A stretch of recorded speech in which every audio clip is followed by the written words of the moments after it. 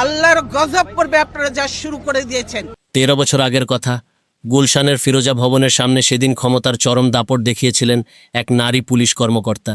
বেগম জিয়াকে আটকে রাখা, তার মুখের ওপরে তর্ক করা আর চরমভাবে অপমান করা, সেই দৃশ্য আজও অনেকের চোখেই ভাসে। সেদিন ক্ষমতার অহংকারে অন্ধ হয়ে সেই পুলিশ কর্মকর্তা হয়তো ভেবেছিলেন এই দিন বুঝি আর শেষ হবে না। কিন্তু সময় তো ঘুরেছে, এখন 2024 সাল, আর দেশের প্রধানমন্ত্রী এখন খালেদা পুত্র তারেক রহমান। মা আজ দুনিয়াতে নেই ঠিকই, কিন্তু মায়ের চোখের জলের হিসেব যে তাকে কড়ায় গণ্ডায় বুঝে নিতে হবে। ওস্তাদের মার যে সত্যিই শেষ রাতে হয়, সেটাই এবার হারে হারে টের পাচ্ছেন এই দাপুটে নারী পুলিশ। একটা মাত্র নির্দেশ, আর তাতেই তাসের ঘরের মতো ভেঙে পড়ল তার সাজানো ক্যারিয়ার। অহংকার চূর্ণ করে কিভাবে এই নারী পুলিশকে ঘাট থেকে বিদায় করা হলো আর কি এমন করুণ পরিণতি হলো, সেটাই আজ তুলে ধরব। এই তো গেল বর্তমান অবস্থার ছোট্ট একটি ঝলক। এবার একটু পেছন ফিরে তাকানো যাক। দিনটা ছিল 2013 সালের 19শে ডিসেম্বর। ঢাকার গুলশানের 29 নম্বর রোডের ফিরোজা ভবন তখন চারিদিক থেকে পুরোপুরি ঘেরাও করা। চারিদিকে শুধু পুলিশের ছড়াছড়ি আর ভয়ঙ্কর এক থমথমে পরিবেশ। তৎকালীন সরকারের নির্দেশে মার্চ ফর ডেমোক্রেসি নামের একটি কর্মসূচি বানচাল করতে এক নোংরা কৌশল হাতে নেওয়া হয়েছিল। ফিরোজা ভবনের প্রধান ফটকের দুই পাশে আড়াআড়ি করে দাঁড় করিয়ে রাখা হয়েছিল বিশাল বিশাল বালু আর ময়লার মেগা ট্র্যাক। দেশের 3বারের সাবেক প্রধানমন্ত্রীকে তার নিজের বাড়িতে এমন জঘন্যভাবে আটকে রাখার ঘটনা ইতিহাসে একটিবারও খুঁজে পাওয়া যাবে না। ঠিক সেই দম বন্ধ করার সময়ে যখন ক্ষুব্ধ বেগম জিয়া বাড়ির গেটে এসে দাঁড়ান, তখন শুরু হয় এই চরম বেয়াদবি। নিরাপত্তার দায়িত্বে থাকা একদল অতি উৎসাহী পুলিশ কর্মকর্তা সব নিয়ম কানুন পায়ে মারিয়ে সাবেক প্রধানমন্ত্রীর সাথে চরমভাবে খারাপ আচরণ করতে শুরু করেন। আর এই পুরো ঘটনার মূল হোতা ছিলেন সেই দাপুটে নারী পুলিশ কর্মকর্তা, অতিরিক্ত ডিআইজি ডক্টর শামসুন্নাহার। ক্ষমতার গরমে সেদিন তার চোখ একেবারে অন্ধ হয়ে গিয়েছিল। তিনি রীতিমতো বেগম জিয়ার গায়ের ওপর উঠে যাওয়ার মতো চরম দুঃসাহস দেখিয়েছিলেন। কটাক্ষ আর অপমানে জর্জরিত হয়ে সেদিন একজন বয়স্ক এবং সম্মানিতা নেত্রীকে রীতিমতো চরমভাবে হেনস্থা করা হয়েছিল। অপমানিত হয়ে বেগম জিয়া ক্ষোভের সাথে এক ঐতিহাসিক কথাও বলেছিলেন। তিনি স্বভাবসুলভ ভাষায় বললেন, দেশ কোথায়? গোপালগঞ্জের নামই বলতে দেব না, গোপালগঞ্জ আর থাকবে না। সেই চরম অপমানের দিনটিতে এই বদমেজাজি নারী পুলিশ হয়তো মনে মনে অনেকটাই হেসেছিলেন। তিনি ভেবেছিলেন ক্ষমতার লাঠি চিরকাল তাদের হাতেই থাকবে। তিনি ঘুণাক্ষরেও টের পাননি তার কপালে ভবিষ্যতে কি ভয়ানক বিপদ অপেক্ষা করছে। ক্ষমতার অহংকারে সেদিন তিনি ভুলে গিয়েছিলেন সব দিন সমান যায় না। অহংকারের এই পাহাড় ভাঙতে খুব বেশি দিন সময় লাগেনি। 2024 সালে ছাত্র জনতার বিশাল গণ অভ্যুত্থানের পর 2024 সালের এই জুলাই মাসে এসে অহংকারের চরম মাসুল দিতে হচ্ছে এই পুলিশ কর্মকর্তাকে।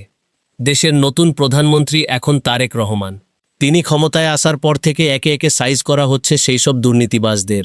আর এই অ্যাকশন তালিকার একদম উপরের দিকে রয়েছে অতিরিক্ত ডিআইজি ডক্টর শামসুন্নাহারের নাম। মায়ের চোখের জলের বদলা নিতে এতটুকু দেরি করেননি তারেক রহমান। স্বরাষ্ট্র মন্ত্রণালয়ের জননিরাপত্তা বিভাগ থেকে জারি করা হয় এক চরম অ্যাকশন প্রজ্ঞাপন। আর এই একটি মাত্র কাগজের আঘাতেই এক নিমিষে খেল খতম হয়ে যায় দাপুটে নারী পুলিশের সরকারি চাকরির।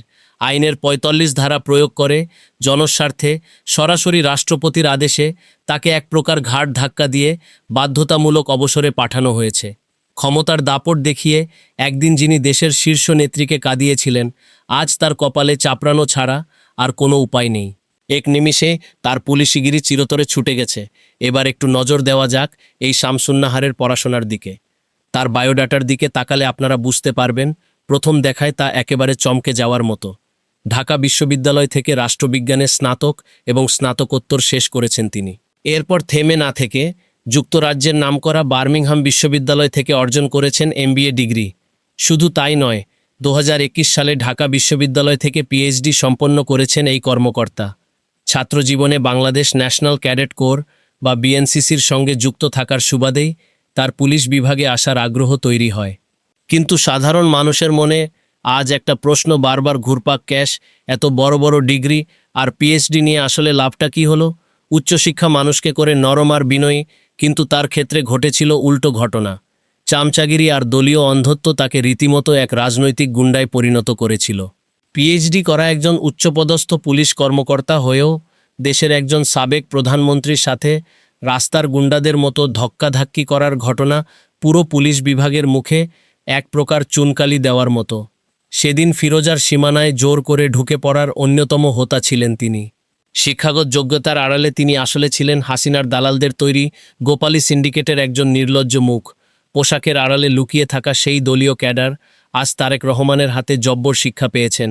যে পুলিশিগিরি দেখিয়ে তিনি সবাইকে ভয় দেখাতেন, সে পুলিশিগিরি আজ তারেক রহমানের এক নির্দেশে চিরতরে শেষ হয়ে গেছে। তবে এখানে কিন্তু গল্পের শেষ নয়।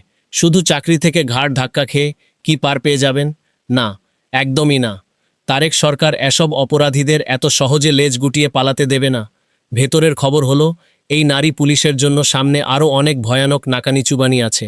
দুর্নীতি দমন কমিশন, দুদক বা সিআইডি ইতোমধ্যে আটঘাট বেঁধে মাঠে নেমেছে। গত 15 বছরে অবৈধভাবে কামানো পাহাড়সম সম্পদ, ক্ষমতার অপব্যবহার বা সাধারণ নাগরিকদের উপর চালানো মানসিক ও শারীরিক নির্যাতনের কড়া হিসাব নেওয়া শুরু হবে পুরোদমে। খুব শীঘ্রই তাকে আদালতের কাঠগড়ায় তোলা হবে। এরপর সোজা জেলের অন্ধকারে হাজতখানায় পাঠানোর বন্দোবস্ত করা হবে। নামে বেনামে থাকা তার সমস্ত আলিশান ফ্ল্যাট, ব্যাংক অ্যাকাউন্ট এবং অবৈধ সম্পদ বাজেয়াপ্ত করার আইনি প্রক্রিয়া জোরকদমে চলছে।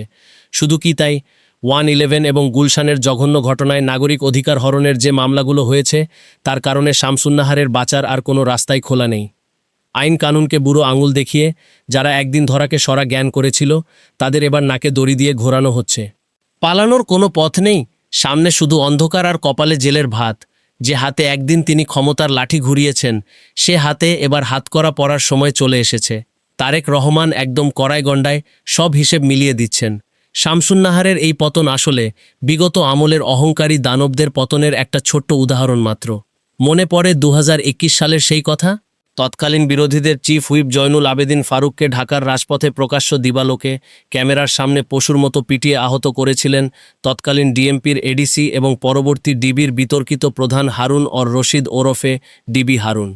ক্ষমতার গরমে হারুন যেসব অমানবিক আচরণ দেখিয়েছিলেন, তাতে সারা দেশের মানুষের বিবেক যেন কেঁপে উঠেছিল।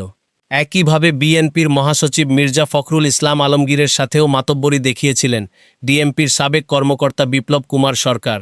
রাজনৈতিক পরিচয় আর গোপালী তকমাকে ঢাল বানিয়ে এরা নিজেদের আইনের ঊর্ধ্বে মনে করতেন। তারা ভাবতেন জেল জুলুমের রাজত্ব বুঝি আজীবন চলবে, কিন্তু নিয়তির চাকা যে কখন ঘুরে যায় তা বলা মুশকিল। আজ তাই এই দাপুটে পুলিশদের সবার অহংকার ধুলোয় মিশে গেছে। সমস্ত ক্ষমতার দম্ভ মাটিতে মিশে যেতে 1 সেকেন্ডও সময় লাগল না। সেটাই যেন আজ পদে পদে প্রমাণিত হচ্ছে।